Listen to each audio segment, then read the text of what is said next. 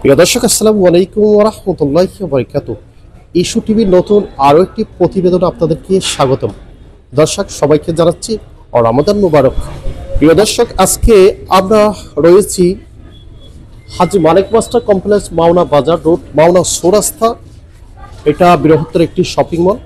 আমরা এই মার্কেটে এজন্য এসেছি যে আমরা আজকে আপনাদেরকে জানাবো এই মার্কেটে দর্শক সমাগম কীরকম রয়েছে, ক্রেতা সমাগম কীরকম রয়েছে, এবং সেই সাথে যারা এখানে ব্যবসায়ী বৃন্দরা রয়েছে তাদের সাথে আমরা কথা বলবো। আসলে বর্তমান ব্যবসার অবস্থা কীরকম সেল হচ্ছে এই বিষয়ে আমি আপনাদেরকে আপডেট জানাবো। সাথেই থাকুন। আসসালামু আলাইকুম। ওয়ালাইকুম। কেমন আছেন? ভালো, ইনশাআল্লাহ। ভালো আছেন। আচ্ছা, আপনি এই দোকান কতদিন ধরে এই মার্কেটে দিয়েছেন? 4-5-7 বছর ধরে। 5-7 বছর ধরে? মানে এই মার্কেটে দিয়েছেন নাকি অন্য কোনো মার্কেটে? অন্য জায়গাতে। আচ্ছা আচ্ছা আচ্ছা। এই মার্কেটেই আপনি 7 বছর ধরে এই বিজনেস করে যাচ্ছেন, এই তো?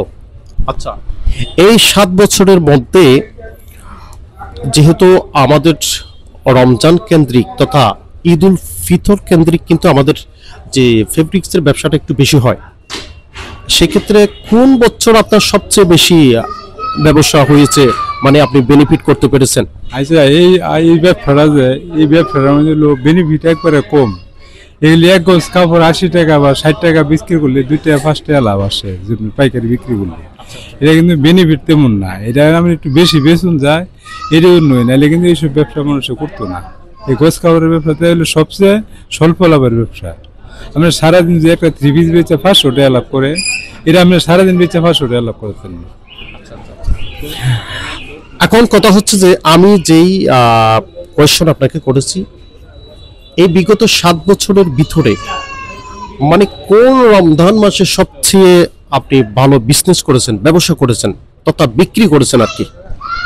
রমজান মাস বলতে আসলে এই যে আজকে যে আওয়ামী লীগ ক্ষমতা আসার পরে তো কোনো বিজনেস নাই। যখন এই আওয়ামী লীগের এই যে প্রথম যখন আইছে তখন কিছু 1 বছর আমরা একটু ভালো বেচা কিনে হয়েছি।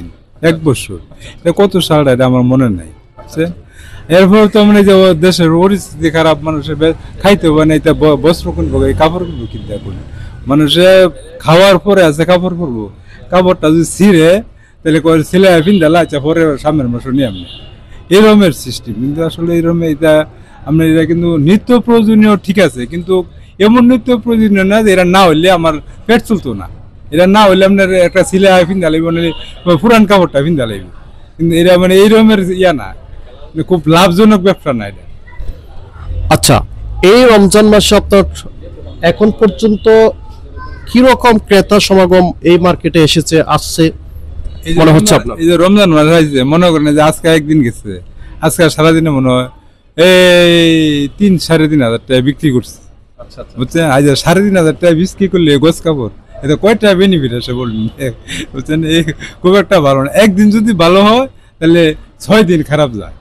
আর এতে মানে এই আপনার মাসে বেতন হওয়ার পরে 10 দিন 12 দিন আপনার একটু বাসে কেন হইব, এরপরে আবার বন্ধ, এরপরে আবার বেতন সারাদিন এই অল্প 2-4 মানে 2000, 1000, 3000 এরকমের বেতন। আচ্ছা, এমনি আপনার পার ডে প্রতিদিন কত বিক্রি হয়, সর্বোচ্চ কত বিক্রি করেন আপনি? সর্বোচ্চ মনে করেন হাইস্ট বেচা কিনি করলে আপনার 5000, 7000, আর এমনি যদি ভালো বেচা কিনি হয়তো 10,000, আর এমনি সর্বনিম্ন 1000-এরও বেশি। 1000। আচ্ছা আচ্ছা আচ্ছা আচ্ছা। এখন সামনের যে রমজানগুলো আমরা রয়েছে, আমরা অলরেডি আজকে 7ম রমজান অল্প কিছুক্ষণ পরে আমরা অতিবাহিত করব। সেক্ষেত্রে সামনের যে আরো 22টা কিংবা 23টি রোজা রয়েছে, সামনে তো আরো একটু বেশি বেচা বিক্রি হওয়ার কথা নাকি? সামনে আসলে ওই যে ঈদ আছে, হয়তো ওই যে আবার যদি বেতন পায়, বেতন পাওয়ার বেশি মানুষ কিনতে পারে। বুঝছেন, কারণ টাকা ছাড়া তো আইলে তো আমরা তো আনতে পারি না, এরাও তো আমরা তো দিতাম না। তাই মনে করেন বেতন টেতন হয় তাই কিছু কেনাকাটা করবো মানুষে।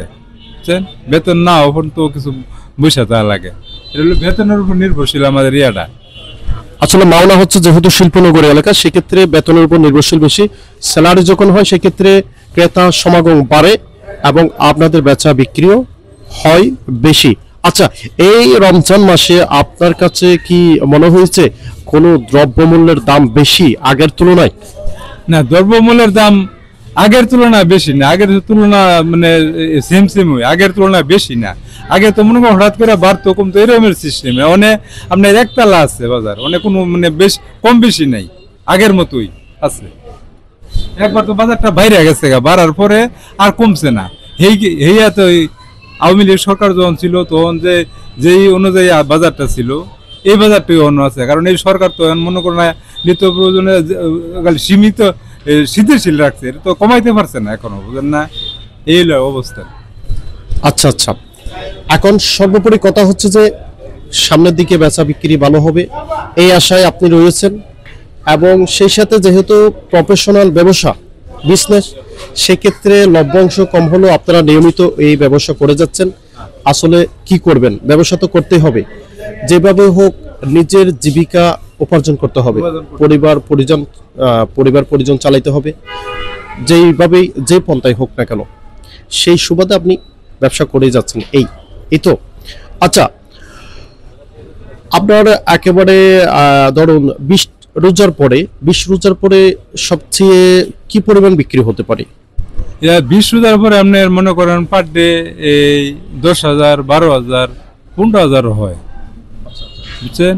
এটা তো কাজ কর 10-15,000 টাকা বেচতে অনেক কাপড় বেচুন লাগে, 80 টাকা, 50 টাকা, 60 টাকা, 70 টাকা গজের কাপড় বেচতে অনেক বেচুন লাগে, বুঝছেন।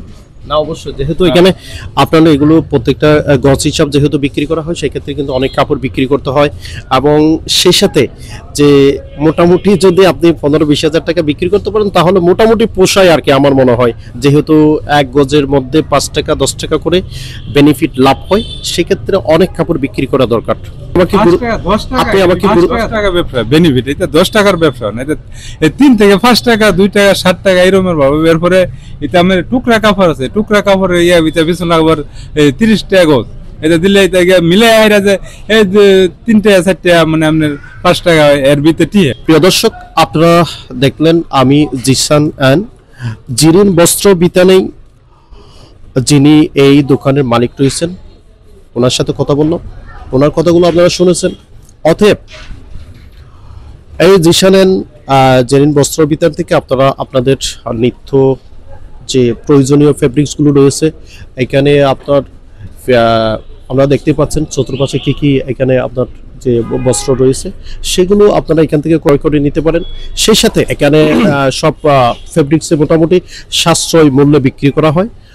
যেভাবে ভাই আমাকে বলেছে যে বিজনেসকে স্ট্রাগল করুন, আরো এগিয়ে যান, সেই প্রত্যাশা রেখে আপনার দোকান থেকে আমরা বিদায় নিচ্ছি। ভালো থাকবেন, সুস্থ থাকবেন। আসসালামু আলাইকুম ওয়া রাহমাতুল্লাহি ওয়া বারাকাতুহু। আপনারা আসছেন এই জন্য আপনাদেরকেও ধন্যবাদ। আসবেন মাঝে মধ্যে, আমাদের খোঁজ খবর নেবেন কি অবস্থা আছি। আমাদের অবস্থা বর্তমানে কিন্তু ব্যবসার অবস্থা বর্তমানে খুবই খারাপ, মানে আমাদের মনে হয় না করলেও হয় না, করেও পারি না, এরকমের অবস্থা কিন্তু আমরা আছি, খুব একটা ভালো না, মানে অনেক খারাপ হয়ে আছি, ভালো আছি।